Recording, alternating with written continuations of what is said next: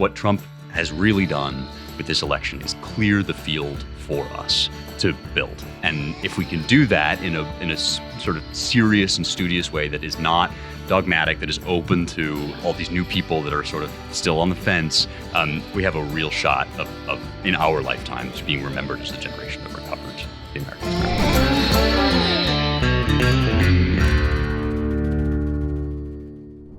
Welcome back to the Kevin Roberts Show. You know, what I love about this show is the guests, of course, you and the audience. And what I love about the guest is we're able to get a variety of people, sometimes elected officials, sometimes fellow public policy people. But you know, as a recovering academic, I have a real fondness for guests who themselves have been on a journey that is in the intellectual life. And that's certainly the case for this guest this week, who's a great friend of Heritage and a very important person, not just in the conservative movement, but in the United States and the West. And that is Dr. Spencer Klavan, the associate editor of the Claremont Review of Books.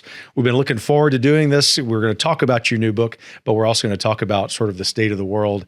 Thanks for making time to be here. Kevin, thank you so much for having me. We refugees from academia have to stick together, you know, but it's an honor, and I'll try to fill the shoes of the senators and high statesmen that you usually have. Well, no disrespect to them, but I think you've already done that. Okay. Yeah. If only we had a few more, in addition to the great men and women we do, who are great intellects as well, but maybe we'll fix that. Maybe with this conversation. The revival is coming. Yeah. So we're getting into your book. As I told you, I was able to skim a little bit earlier, and I will read fully. One of the things that I always promise guests on the show with books is very impressive. We will get into it. But I'm really curious. I've been wanting to ask you this question for the last several weeks, that is since Election Day. Those of us who work in Washington put a lot of stock in elections, right, and a lot of stock in public policy, and that's good. Of course. But I think it's really important that we also take stock of where Western civilization is, where the history of self-governance, or put more accurately, societies that honor self-governance, what the status of that is. Yeah. What's your assessment of that? Start with the big question. Well, I have felt for a long time, perhaps my whole career really, that we are at the end of an era. And by that I mean it's like several hundred years worth of Western civilization are kind of coming to a close. And one of the things that can be actually quite frustrating, I think, for political people as well, is that you can see that happening long before it makes an impact on an election.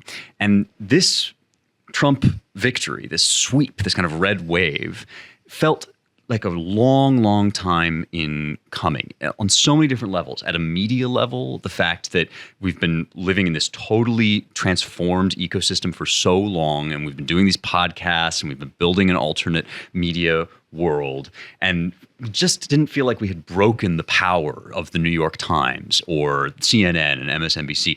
Suddenly, everything, all that has changed, and it is like the frog in the pot, or like the earthquake that builds up under the ground. In much the same way, I think we are going through a cultural transformation, which, in some ways, my book is actually about.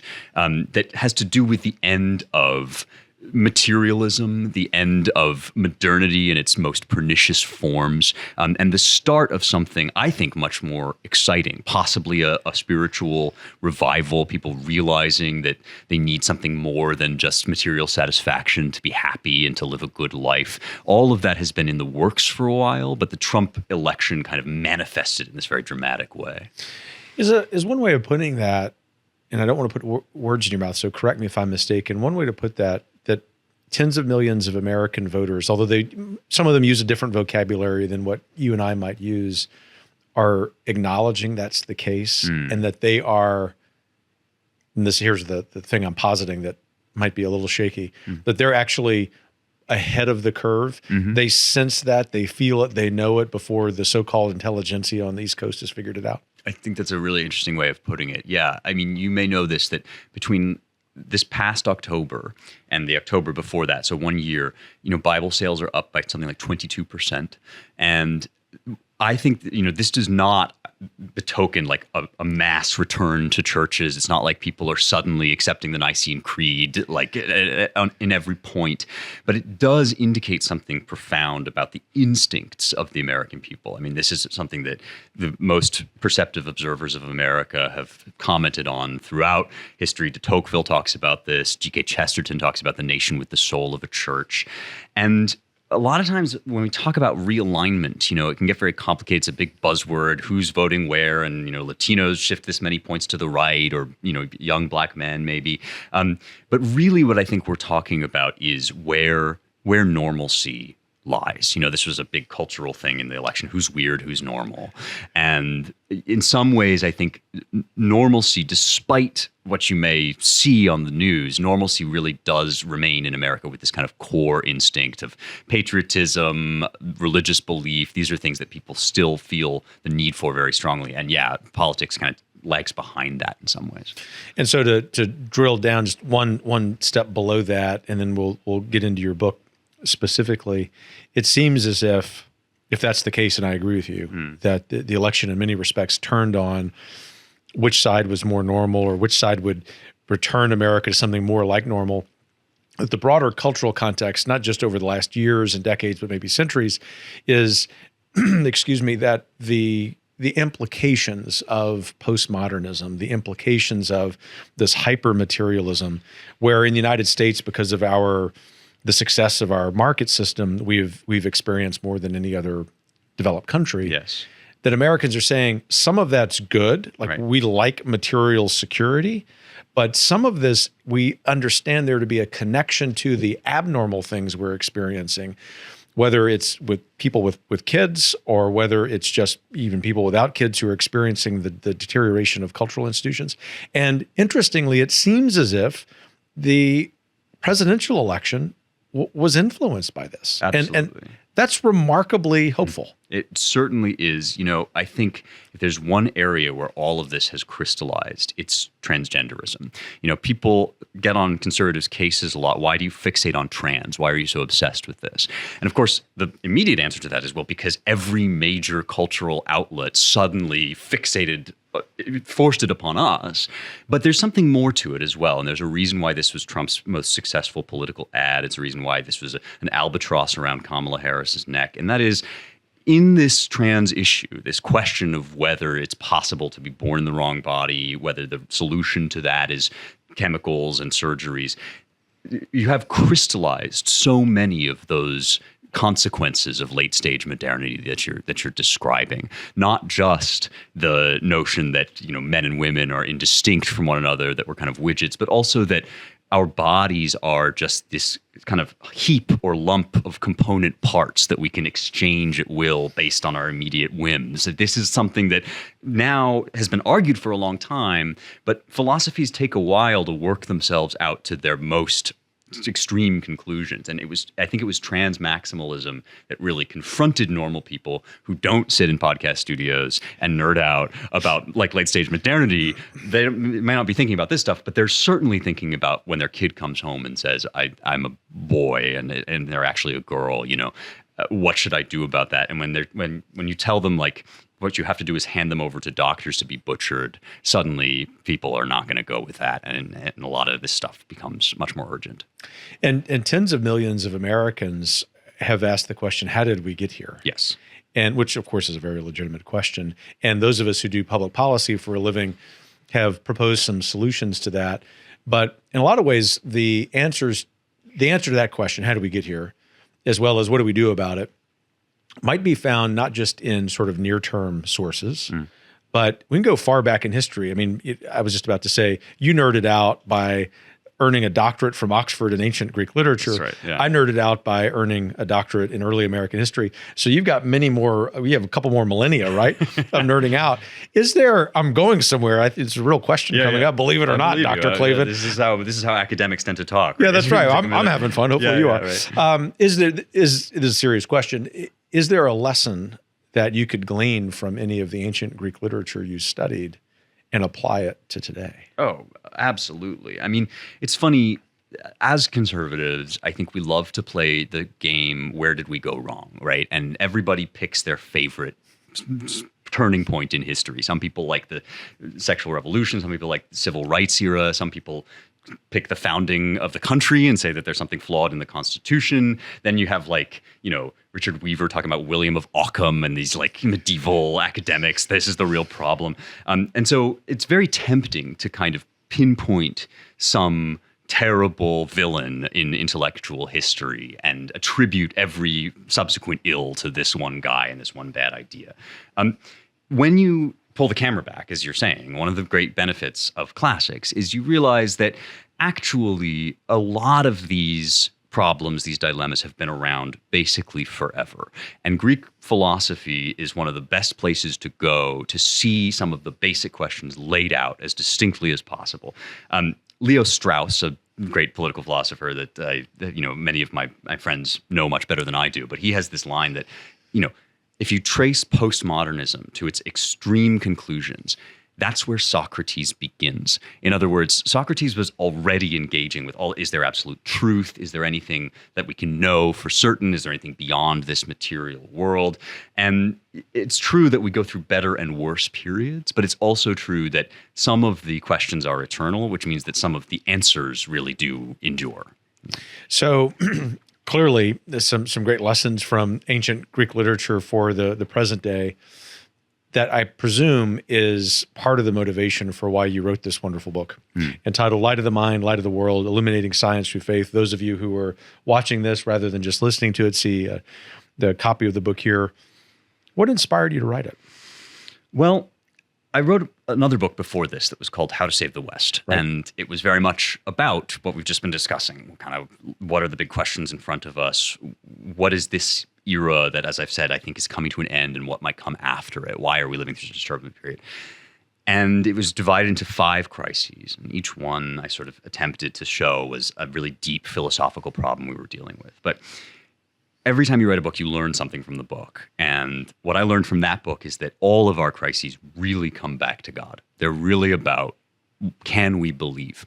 In the wake of modernity, in the world that includes iPhones, when Elon Musk is proposing to put chips in our brains and send us to Mars, is it still possible, plausible, or even right to believe that there's something more than science and the material world? And if you ask, is there absolute truth? Ultimately, it comes back to God. If you ask, is transgenderism right or wrong? Ultimately, it comes back to God. I really think all of this is kind of fixated on that one point. And people in the modern world, even people who want to believe, have a lot of obstacles to belief.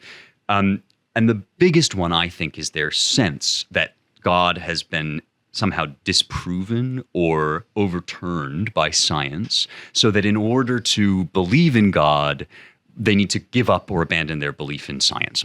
And this is the narrative that I grew up with. I think a lot of kids went through this in high school. There's an ambient sense that even if you were religious, that meant you had a kind of little space carved out in your brain for irrational beliefs that you had to shelve if you wanted also to do physics. This is not only a big obstacle to people's flourishing, it's also just profoundly wrong historically. And so what this book represents is a hard reset on that narrative, which I think is not only bad science, it's also outdated. In other words, it rests upon a set of assumptions about science and what it shows that hasn't been plausible since for over 100 years. The quantum revolution has really upended what we believe about science and brought us back to a lot of the philosophical truths that the Greeks kind of knew, that we have a central place in the universe, that we have a purpose, that our minds and our souls are created for a reason. And so the book tells the story of science not as a kind of departure from God, but as an outgrowth of Christianity that is now, I think, kind of leading us back again to a revitalized religion.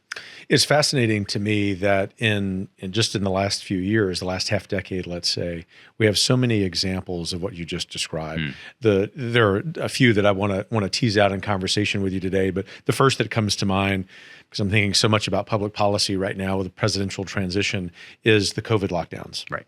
And so many people who up to that point, let's just posit they're well-intentioned. That's just for the sake of being Americans. They're well-intentioned when they say, oh, you have to trust the science. Now, some policymakers I don't think were in hindsight, Right. But we're just talking about regular Americans who felt this tension Yeah. as they're sitting in a classroom. I mean, that's the vision that I want to draw here, Spencer, is that some young man in, say, 10th grade American science class from a family of faith, pick your Christian denomination, is sitting in science class, and increasingly over the last few decades, that science textbook almost explicitly is challenging faith, whatever it may be, is somehow inferior to science. But what Americans realized was, oh gosh, this quote unquote promise of science actually is a little bit of a dead end without something. And it seems as if, as you talk about in the book, that something is what it's always been, which is faith. That sounds right. I mean, it's not just that science is insufficient to explain our world or give us purpose. It's that what we mean by science is actually something really corrupted. We're not talking about science per se when we say trust the science. This was something that became very clear during COVID. What we were talking about was a political and philosophical outlook that relies on selective scientific data to intimidate people out of disagreement, right? This is basically a kind of scientistic point of view, as some people have called it, that the whole world is just about calculation. It's just about getting the right quantitative answers to the right physical questions. And once you arrive at those sorts of answers, there is no dispute. In the same way that we can't have a political argument about whether 2 + 2 = 4, people like Dr. Fauci want to claim that you can't have a political argument about whether it's right or wrong to shut down schools. And this is an idea which is very, very deep-rooted in the modern world. I mean, shortly before the election, you may have seen that Scientific American endorsed Kamala Harris, which is, again, a perfect example, right? The science endorses Kamala. Science doesn't endorse Kamala, but the science does, right?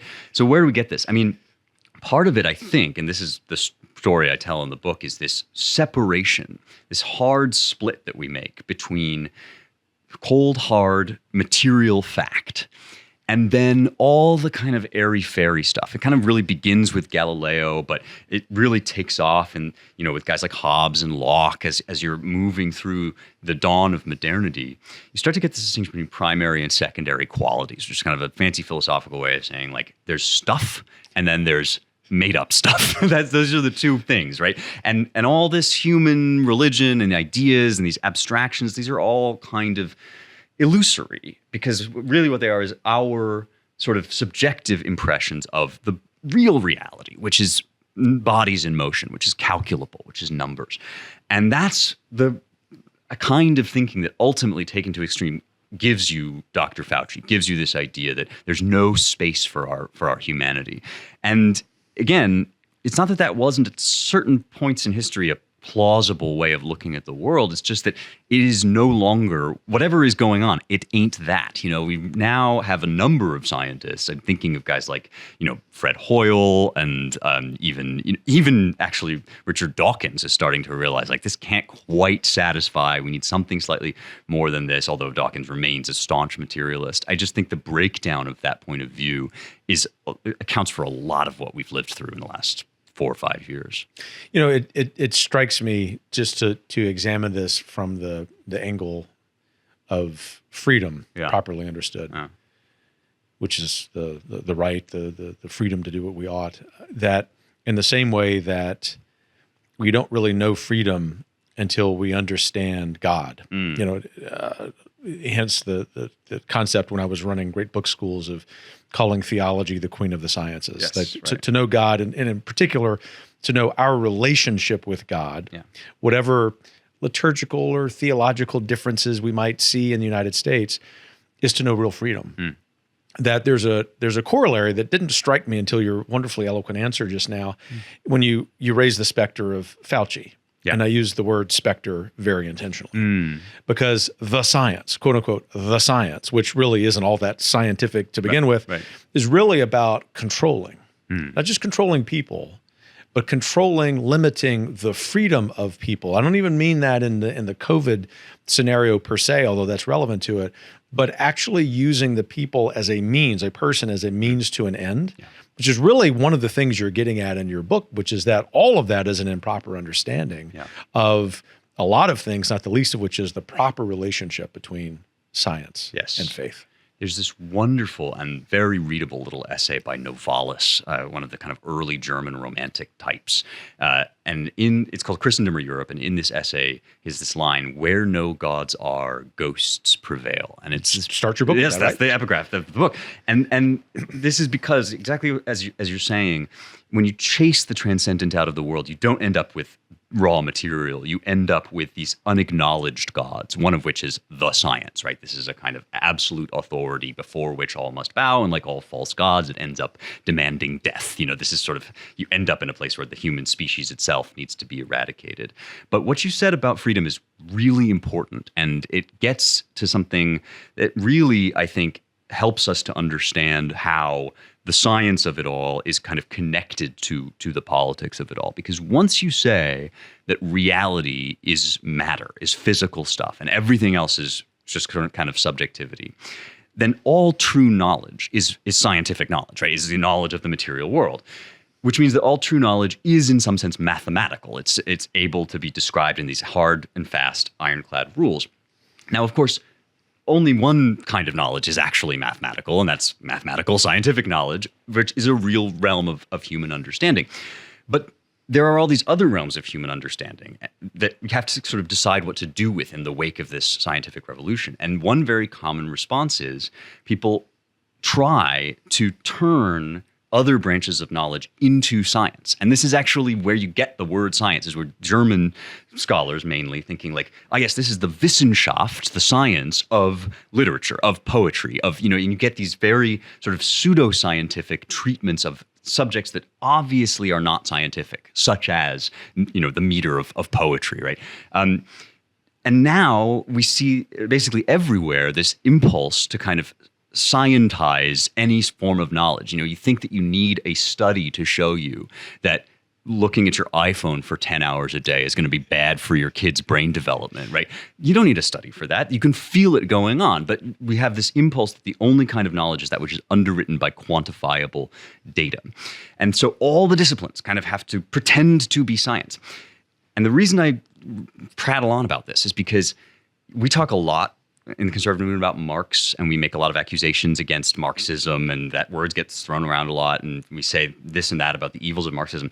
Whatever else we may say about Marx, in terms of what Marx himself thought he was doing, this is what he thought he was doing. He thought he was creating a science of history which takes the study of people and their choices and politics and turns it into an equation. This is going to happen, and therefore this, which does eliminate the need for actual deliberative politics because it totally constricts the space for freedom until it's all just a machine. And when we say things like we're living with cultural Marxism or we're living with the ghost of Marx, we have to be careful about that because we can get very loose with it. But in this sense, we really are. This is the specter of Soviet thinking, ultimately, is this idea that we can get rid of politics and just do it by computer. Well, and it really lays bare what I've argued for years to students, colleagues, sometimes in debates with real Marxists, that one of the great philosophical limitations of Marxism is its materialistic determinism. Yes. And you actually can see that in cultural Marxism, using that phrase properly, I think. But there's a larger question I want to ask you, although I would love to talk about that for a long time, maybe next time. Yeah, sounds great. And that is, how do we restore the harmony that does naturally exist between science and faith? Yeah. Because that's it's one thing to acknowledge that we've got a real problem here, and you do that very articulately, both as you sit here and in the book. But it's another thing to propose what the solutions are. That's right. Sorry to be the policy guy who always wants solutions to these things. No, I mean, I think that's wise, and part of the problem is that policy narrowly construed probably can't fix this. At least it's not the whole answer. No doubt. And certainly some kind of, revivals. I think Christian revivals come from the top down and from the bottom up, in the sense that, yes, the law is a teacher. Yes, we could definitely recover what you know better than anyone is like the classical American understanding of the role of religion in public life, which is not that the Establishment Clause banishes all talk of God from every, public square, but rather that that we don't impose a church upon individual Americans. All that having been said, right, like guys like, say, J.D. Vance, I think this new Trump administration has a lot of potential to say, okay, we're not telling you what you have to believe, but the sort of premise of the country is that we are created beings, right? This in the Declaration, the justification for the existence of the country is the createdness of the human person, and that has some implications. So there's policy and rhetorical stuff that needs to get kind of recovered there. But the other side of this is the 22% uptick in Bible sales, right? It's like, how do you translate that into a revitalized American religion?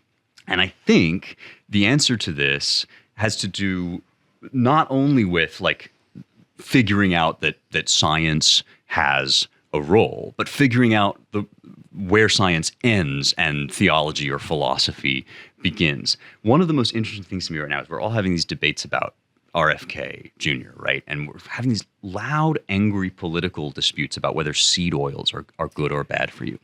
And what's hilarious to me about this is like, that is the exact example of the kind of question that could be studied in an impartial, neutral, scientific way. So the one question that is actually a scientific question is the only question that we are not submitting to scientific reasoning. So we really do have to get our heads around flipping that.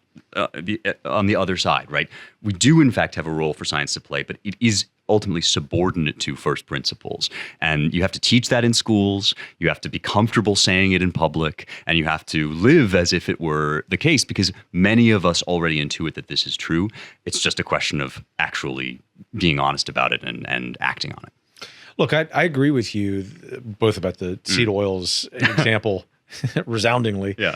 As well as that there are examples, Bible sales, for example, that point to possibly turning the corner. That is the side of the city block that is the American society, which has been experiencing a decline in religiosity, other measures of faith, maybe turning the corner to something where that's being resuscitated.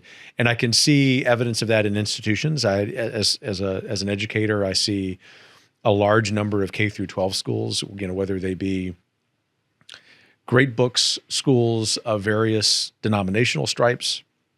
You see the advent of public charter schools, which because of the nature of public funding of schools must be non-sectarian, but hopefully with a proper application of the Establishment Clause. Right. Where I'm going with this, though, is often where I end these conversations, and for now, we'll have to end this conversation because of the vicissitudes of time. Sure. But we're gonna continue this over the years, I hope. Absolutely. I want advice from you for our audience about what they should do. Because they hear that, they can nod. Maybe there are some members of the audience who are saying, oh yeah, I'm going to go help my child's school, which is in one of those categories. Maybe it's someone who's interested in policy. Maybe it's as simple, but as important as recommending books to them. I want to give them some action steps that will allow you in a year or 5 or 10 years to say, we're actually accelerating what seems to be this revitalization of our proper understanding of science and faith. Absolutely. Well, I would commend to your listeners first and foremost that they check out, if they haven't already, C.S. Lewis's Abolition of Man. I'm assuming this is not the first time this book has been mentioned on this podcast. But it isn't, but it's always good to have a reminder. All right. So this is 3 lectures by Lewis in which he very beautifully articulates what we mean when we say science and what we ought to mean when we say science, sort of foretells many of the dysfunctions that we live with now, and gives a really powerful way of understanding it.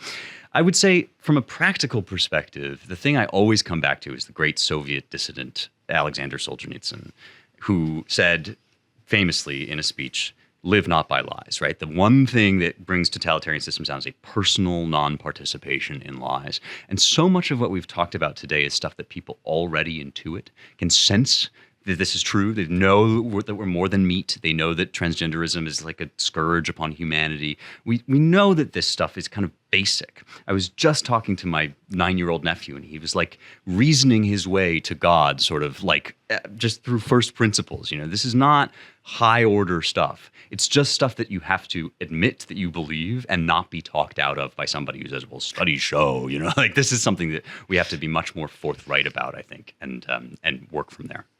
How optimistic are you about the American future? In long term, hugely. Like, I think we may not live through the revival, but I actually think, in this sense, I'm enough of a historical determinist to think that there's a new era coming.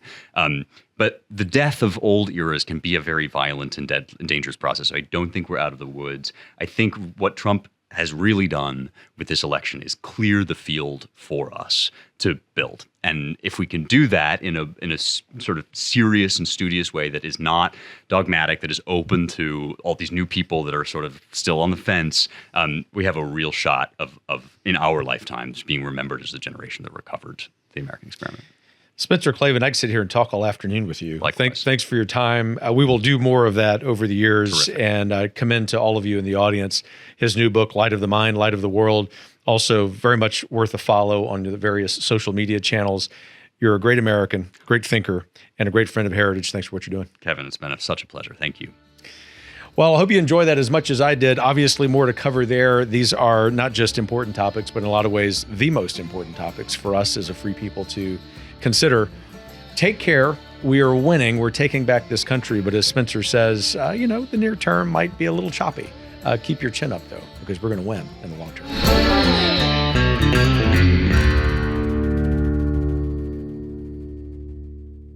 The Kevin Roberts Show is brought to you by more than 10 million supporters of the Heritage Foundation. The executive producer is Crystal Kate Bonham. Sound design by Lauren Evans, Mark Guiney, Tim Kennedy, and Joseph von Spakovsky. For more information and to subscribe, please visit heritage.org.